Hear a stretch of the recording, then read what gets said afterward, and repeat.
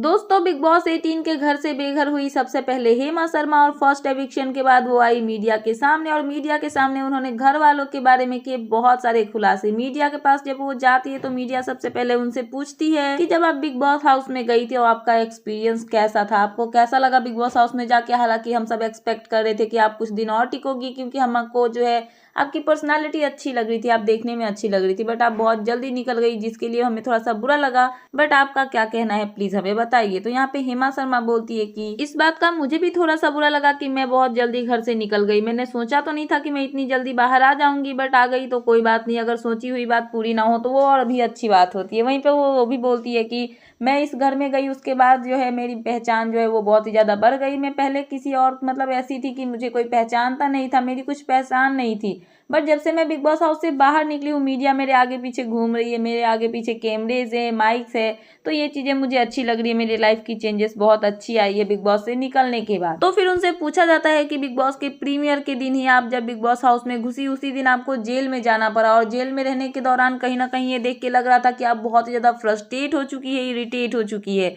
तो क्या कहना चाहेंगे आप इस पे। तो यहाँ पे जो है हेमा शर्मा बोलती है कि हाँ, जब मैं बिग बॉस में गई तो चाहत ने मुझे बोला था कि आप मेरी जगह पे जेल में चली जाओ, तो मैं और बग्गा जी चले गए थे।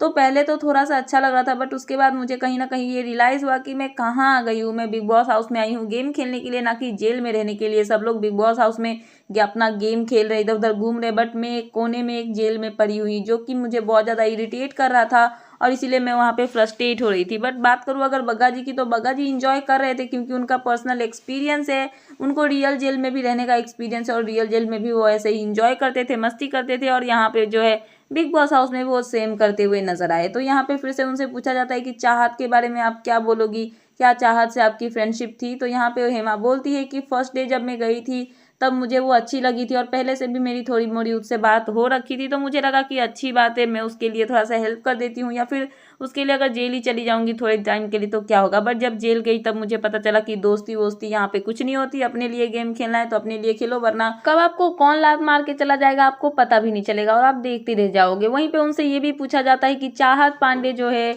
उनको आपने सामने से देखा, कहीं ना कहीं अभी 2 हफ्ते पार हो चुके हैं बिग बॉस के और घर के सभी सदस्य उनको टारगेट मान चुके हैं और घर का कोई भी कंटेस्टेंट उनको पसंद नहीं करता है। सबको लगता है कि वो ओवर एक्टिंग कर रही है, उनका जो है एक्टिंग जोन उससे वो बाहर नहीं निकल पाई है, अपनी फेक पर्सनालिटी दिखाती है और रियल पर्सनालिटी नहीं दिखाती है। तो इस पे हेमा शर्मा बोलती है कि चाहत जो है वो डे 1 से बस ऐसे ही रहती है, उसको समझ में नहीं आता है कि क्या करना है क्या नहीं करना है, जिससे लड़ती है उसी के साथ जाके बैठ जाती है। और कहीं ना कहीं ये बात सच में है कि उसका जो है पूरा घर में कोई भी दोस्त नहीं है और सब उसके अगेंस्ट है। और कहीं ना कहीं जो है एक्टर को पता होता है कि आपको क्या करना है क्या नहीं करना है, क्योंकि अगर घर में सब लोग आपका नाम ले रहे हैं तो उसको ये समझ में आ गया होगा कि अगर घर में मैं अगर सब मुझे टारगेट करे, सब मेरा नाम ले रहे हैं, मतलब बाहर में भी मेरी नाम चल रही होगी, मतलब मेरी वाहवाही चल रही होगी। तो कहीं ना कहीं चाहत समझ गई है उनका गेम प्ले कि वो क्या करेंगी, तो वो फुटेज उनको मिलेगा और वो मतलब कि अच्छी दिखेंगी और इंडिविजुअल प्ले करके ही ये वो नाम कमाना चाहती है, चाहे वो फेक हो चाहे जो भी हो, बट वो समझ चुकी है कि उसको क्या करना है।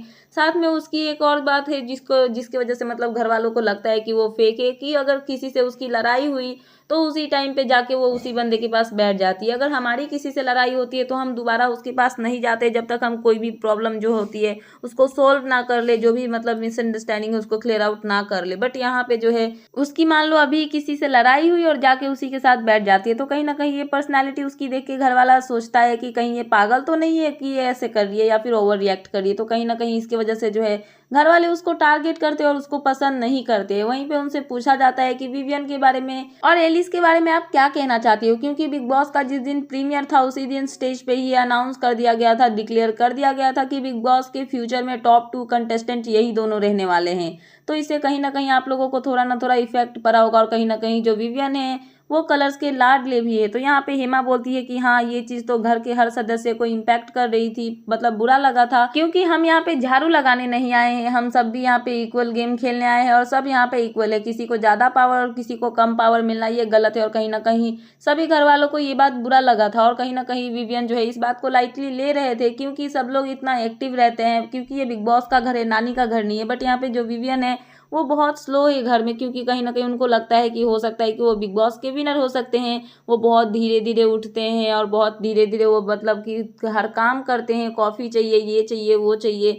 बहुत स्लो इंसान है, क्योंकि कहीं ना कहीं उनको ये लगता है कि वो कलर्स के फेवरेट है तो उनका कोई भी कुछ नहीं करने वाला है। बट ये गलत फहमी से बाहर निकल के उनको जो है बिग बॉस को अच्छे से खेलना पड़ेगा, क्योंकि यहाँ पे कुछ भी हो सकता है। जो हेमा शर्मा जो बिग बॉस हाउस से बाहर नहीं होने वाली थी, वो अगर बिग बॉस के घर से बेघर हो सकती है तो फिर कुछ भी हो सकता है। क्योंकि विवियन ने बाहर मतलब आपको सबको पता ही होगा कि बॉस मीटर चला था तो उसमें विवियन जीत गए थे। बट यहाँ पे रैंकिंग की बात चल रही थी तो यहाँ पे रजत दलाल आगे निकल गए थे विवियन से। तो इसी बात पे हेमा ने कहा कि हो सकता है कि रजत भाई भी जीत जाए या फिर करणवीर भी जीत जाए, तो कोई भी जीत सकता है। तो अगर आपको जीतना है या फिर अपना गेम प्ले स्ट्रॉन्ग करना पड़ेगा आपको, तो आप ये मत सोचो कि आप लाडले हो तो आपका कोई भी कुछ नहीं कर सकता है। वहीं पे हेमा से करणवीर और चाहत के रिश्ते के बारे में पूछा गया कि उनके बारे में वो क्या बोलना चाहते हैं, तो वो बोली कि ये सब कुछ भी नहीं चलने वाला है, सब बेकार है। क्योंकि जब हम घर में थे, मतलब जो प्रीमियर था, उसके बाद में करणवीर को सबसे पहले मैं पसंद आई थी, उसके बाद उसको चाहत पसंद आई, उसके बाद उसको एलिस पसंद आई और अब उसको चूम पसंद आ रही है। तो मतलब वो होता है ना